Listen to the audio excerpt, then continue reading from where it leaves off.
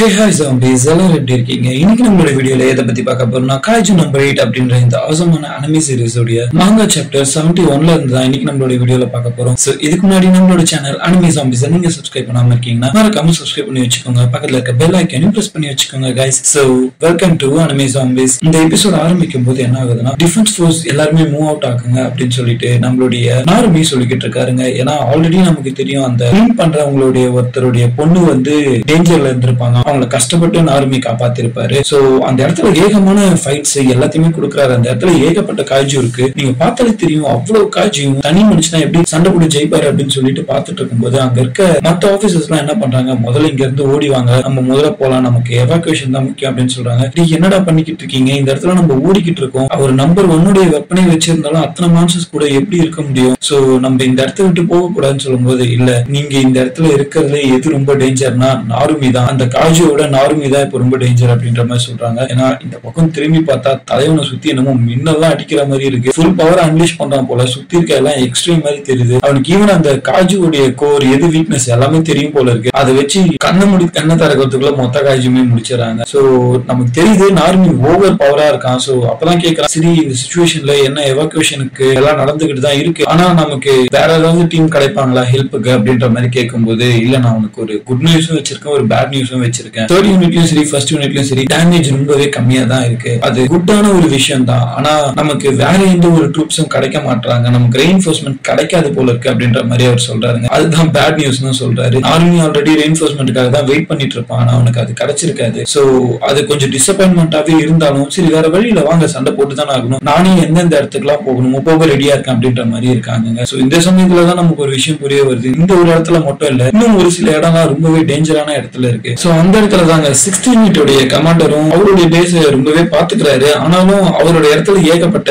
பவர்ஃபுல்லான காய்ஜூஸ் இருக்கு, அதுங்க நிறைய இருக்கு அப்படின்றதுனால கீப் அப் பண்றது ரொம்ப கஷ்டமா இருக்கும் அப்படின்ற மாதிரி அவர் யோசிச்சுக்கிட்டு இருக்காருங்க. சோ அந்த சமயத்துல பாத்தீங்கன்னா இந்த கமாண்டருக்கு மட்டும் அந்த மாதிரியான ஒரு நிலைமை இல்ல, ஒவ்வொரு கமாண்டருக்கும் அதே மாதிரியான நிலைமையாவே இருக்கு. ஒவ்வொரு இடத்துல ஒவ்வொரு மாதிரியான அட்டாக், ஒவ்வொரு மாதிரியான காய்ஜூஸ். சோ இதுல ஒரு சில இடத்துல வந்து யாராலுமே நினைச்சு பார்க்க முடியாத அளவுக்கு அவ்வளவு பெரிய டிஸ்ட்ரக்ஷன் வரப்போகுது அப்படின்றது நம்ம எல்லாருக்குமே தெரிஞ்சுக்கிட்டு தான் இருக்கு. ஏன்னா அந்த இடத்துல எந்த ஒரு ஸ்ட்ராங்கான பர்சனுமே இல்ல. சோ இப்பதான் நமக்கு தெரிய வருது அந்த சொட்டாங்கல் என்ன சொல்றாருன்னா, இந்த காய்ஜு வந்து எங்கெங்கெல்லாம் சண்டை போடுது அப்படின்னா இருக்கிற மேஜரான சிட்டிஸ்ல சண்டை போடுது, அதுவும் எங்கெங்கெல்லாம் பெரிய பெரிய பவர் பிளான்ட் இருக்கு அப்படின்றத பார்த்துட்டு எந்த இடத்துல கவர்மெண்ட் ஃபெசிலிட்டிஸ், டிரான்ஸ்போர்டேஷன் ஹப் இதெல்லாம் எங்க இருக்கும் அங்கெல்லாம் போய் இந்த காய்ஜூஸ் நல்லாவே சண்டை போட்டு டெஃபீட் பண்ணிக்கிட்டு இருக்கு. சோ அந்த மாதிரியான இடத்த நம்ம நிறைய இதுவை லாஸ் பண்ண போறோம் அப்படின்ற மாதிரி நம்ம சொட்டாங்கலும் சொல்லிக்கிட்டு இருக்காரு. சோ இந்த சமயத்துல ஓகே நான் இதை முடிச்ச உடனே அங்க நான் போக ரெடி தான், ஆனா எனக்கு ஒரு விஷயம் மட்டும் நல்லா தெரியுது, இது சாதாரணமான காய்ஜுவோட ரியாக்ஷன் இல்ல அப்படின்ட்டு நம்மளோட நாருமிக்கும் புரியுது, அது அந்த சொட்டாங்களுக்கும் புரியுதுங்க. அவரும் என்ன சொல்றாருன்னா இது நார்மலான மான்ஸ்டருடைய அட்டாக்கே கிடையாதுன்ற மாதிரி பேசுறாரு. அப்பதான் நம்ம காய்ஜு நம்பர் 9 அதோடைய மூவ் பண்ணுது அப்படின்னு சொல்லிட்டு காட்டுறாங்க. வாவ் இது உண்மையில அனிமேல வேற லெவல்ல இருக்க போகுது. ஏன்னா இந்த சீன் பாருங்களேன், அந்த செஸ் போர்டு அந்த செஸ் காயினை அது மூவ் பண்ற மாதிரி காட்டுறது உண்மையிலே வேற லெவல் மாசா இருக்கு. சோ இந்த சமயத்துலதான் இவங்களுக்கு ஒரு பீப் சவுண்ட் மாதிரி கேக்குது. என்னன்னா மான்ஸ்டர்ஸ் வந்து நிறைய இருக்கு. சோ அந்த இடத்துல ஒரு மான்ஸ்டர் வந்து ஏகப்பட்ட பேரை டெஃபீட் பண்ணிக்கிட்டே இருக்கு. அந்த ஒரு பர்டிகுலர் இடத்துல வந்து அதோடைய பவர் வந்து 7.0 ரெசிலியன்ஸ்ல இருக்கு. அதை டெஃபீட் பண்றதே ரொம்ப கஷ்டமா இருக்கு. அது ஒண்ணுத்தினாலேயே ஏகப்பட்ட பேர் டெஃபீட் ஆயிட்டு இருக்காங்க. அந்த இடத்துல புஷ் பேக் பண்ணவே முடியல, அதை யாராலையும் மெயின்டைன் பண்ண முடியலன்னும் போது சரி நார்மி வந்து ஓகே நான் ஏதாவது ட்ரை பண்றேன் அப்படின்ற மாதிரி சொல்லிட்டு அவன் போகலான்னு போறான். சோ அந்த சமயத்துலதான் இன்னொரு இன்ஃபர்மேஷன் வருதுங்க. என்னன்னா நம்ம சொட்டாங்களுக்கே அந்த இன்ஃபர்மேஷன் வருது, ஒரு எக்ஸ்க்ளூசிவான பவர் இருக்கு இன்னொருத்தங்களை அனுப்ப போறாங்க. சோ அது யாருன்னா நம்ம ஷினோமியா தான் கைஸ். ஷினோமியா அவளுடைய அம்மாவுடைய சூட்டை போட்டுக்கிட்டு ஒரு வெஹிக்கிள் மாதிரி இருக்கு, அதுல ஏறி உட்கார்ந்துட்டா. சோ அவளை இப்ப லான்ச் பண்ண போறாங்க. அதாவது அந்த இடம் ரொம்ப தூரத்துல இருக்கு, அந்த தூரத்துக்கு ஃபாஸ்டா போகக்கூடிய ஒரே ஒரு நம்பர் வெப்பன் அது ஷினோமியா கிட்ட மட்டும் தான் இருக்கு. ஏன்னா ஷினோமியா தான் இருக்கிறதுல the fastest number weapon use பண்ணிக்கிட்டு இருக்கா, அதான் அவங்களுடைய அம்மாவுடைய வெப்பன். சோ அவளுடைய ஆக்ஸ் எடுத்துக்கிட்டு அவ ஸ்ட்ரெயிட்டா அங்க போகணும் அப்படின்னு சொல்லிட்டு ஏறி உட்காடுறா. சோ அப்பதான் நமக்கு தெரிய வருது ஷினோமியா வந்து அவங்க அம்மாவோட நினைப்போட சரி ஓகே எனக்கு உங்களுடைய ஸ்ட்ரென்த்தை கொடுங்கம்மா அப்படின்னு சொல்லிட்டு அவருடைய ஃபுல் பவர்ல சண்டை போட ரெடி ஆயிட்டு இருக்கா. சோ இந்த சமயத்துல என்ன ஆகுதுன்னா ஒவ்வொரு இடத்துலயுமே நிறைய டேமேஜ் இருக்கு, ஆனா ஷினோமியா போகிறதுனால அந்த இடத்துல டேமேஜ் நிறைய குறையுன்றது நமக்கே நல்லா தெரியும். சோ ஷினோமியா அங்க போறா அப்படின்றதுனால டேமேஜ் நல்லா குறையுன்றது நமக்கே தெரியும். சோ அந்த சமயத்துலதான் அவ லான்ச்சும் பண்றா. பார்த்தா ஏதோ வெட்டுக்கிளி மாதிரி சல்லுன்னு பறந்துகிட்டு இருக்காங்க, ஒரு ராக்கெட் மாதிரி ரொம்ப ஃபாஸ்டா ரொம்ப ஸ்பீடா போய்கிட்டு இருக்கா. அவளுடைய ஸ்பீடு வந்து தெரியுது, அவளுடைய வெப்பன் தான் இருக்கிறதுலே ஃபாஸ்டஸ்ட் அப்படின்னு நமக்கே ஃபீல் பண்ண வைக்குது. ஏன்னா அவளுடைய வெப்பன்ல ரக்கெல்லாம் இருக்கு, அதை வச்சு அவ சல்லுன்னு பறந்துகிட்டு இருக்கா. சோ அப்பதான் சொல்றாங்க இந்த டிஸ்டன்ஸை இவன் மட்டும்தான் கேப்சர் பண்ண முடியும், அவங்க அம்மாவுடைய பேரை அவ காப்பாத்துவா போல அப்படின்ற மாதிரி அவங்க நினைச்சுக்கிட்டு இருக்காங்க. சோ இந்த சமயத்துல இவங்க கண்ணமுடி திறக்கத்துக்குள்ளேயே அந்த இடத்துல ஷினோமியா வந்துடுறா. அந்த பெரிய காய்ஜு ஒரே போலதான் அங்க இருக்க மத்த சோல்ஜர்ஸ் எல்லாம் யாரும் இது ஜெனரல் ஷினோமியாவுடைய லெகசியை கீப் அப் பண்ணுவா போல இருக்கு, ஹிகோரு ஷினோமியா உண்மையிலே ஜெனரல் மாதிரி ஒரு செம பவரை கொடுத்தா அப்படின்ற மாதிரி சொல்லிட்டு இருக்காங்க. இந்த சமயத்துல நார்மி வந்து ஓகே நீ வந்துட்ட போல இருக்கு அப்படின்னு சொல்லிட்டு அவர் அந்த கான்டாக்ட் பண்றாங்களா ப்ளூடூத் மாதிரி, சோ அதை வச்சு அவரு பேசிக்கிட்டு இருக்காரு. சோ நீங்க அங்க வந்துட்ட போலயே மை டம்ப் டிசபிள் அப்படின்னு சொல்லி கலாச்சிட்டு இருக்காரு. எனக்கு ஒரு 5 minutes போதும் இங்க இருக்க எல்லாரையும் முடிச்சு தள்ளுறதுக்கு, சோ அதுக்கப்புறம் நம்ம பாத்துக்கலாம் அப்படின்ற மாதிரி அவளும் பேசிக்கிட்டு இருக்கா. சோ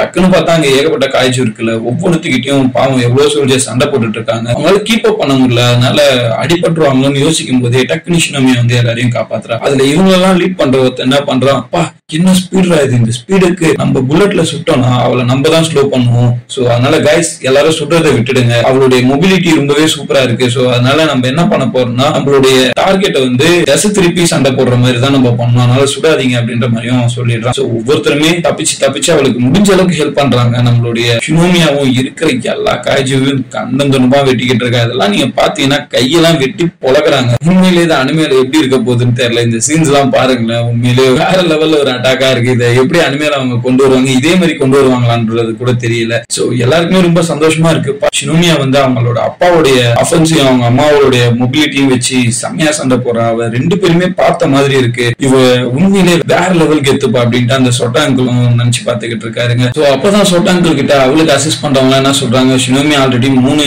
பெரிய காய்ச்சோ எல்லாம் டெஃபிட் பண்ணிட்டாங்க அப்படின்னு பேசும்போது இவரும் ஓகே நம்ம இந்த சைட்லயும் கொஞ்சம் சேஃப் ஆயிட்டோம், இந்த இடமும் சேஃப் ஆயிடுச்சு போல இருக்கு அப்படின்ற மாதிரி சொல்றாங்க. டக்குன்னு அந்த இடத்துல மினா வந்து சொட்டாங்களோட பேசிட்டு இருக்காங்க, ஹையர் தட் கவர்ட் அப்படின்னு சொல்லிட்டு. என்னன்னா இன்னொரு இடம் வந்து ரொம்ப டேஞ்சரான இடத்துல இருக்கு, அங்க எந்த ஒரு ஆளுமே போகல அப்படின்ற மாதிரி சொல்லும் போது மினா அந்த இடத்துக்கு அவளே போய் இறங்கிட்டு இருக்காங்க. சோ மினாக்கும் அசிஸ்ட் பண்றதுக்கு நிறைய பேர் இருப்பாங்க. அதே சமயத்துல இன்னும் ஒரு இடம், அந்த இடம் பாக்கியா இருக்கு, அந்த இடத்த இன்னும் ஃபில் பண்ண ஆள் இல்ல, அது அழிஞ்சிடும் அப்படின்னு யோசிச்சா அந்த சமயத்துல தாங்க நம்மளோட தலைவர் வைஸ் கமாண்டரை இறக்குறாங்க. அவர் உண்மையிலே செம்ம பவர்ஃபுல்னு தெரியும். அவர் இப்ப வேற அவருடைய புது காஜு நம்பர் 10 சூட்டை போடுறாரு. சோ எவ்வளவு பவர்ஃபுல்லா இருக்க போறாரு, அவருடைய சண்டை எவ்வளவு என்டர்டெய்னிங்கா போக போகுது அப்படின்றதெல்லாம் தெரிஞ்சுக்கணும். நம்ம சேனல் குக்கி லைக்கை சப்ஸ்கிரைப் பண்ணி வச்சுக்கிட்டு பக்கத்துல இருக்க பெல் ஐக்கனையும் பிரஸ் பண்ணி வச்சுக்கோங்க guys. So see you soon. Bye bye.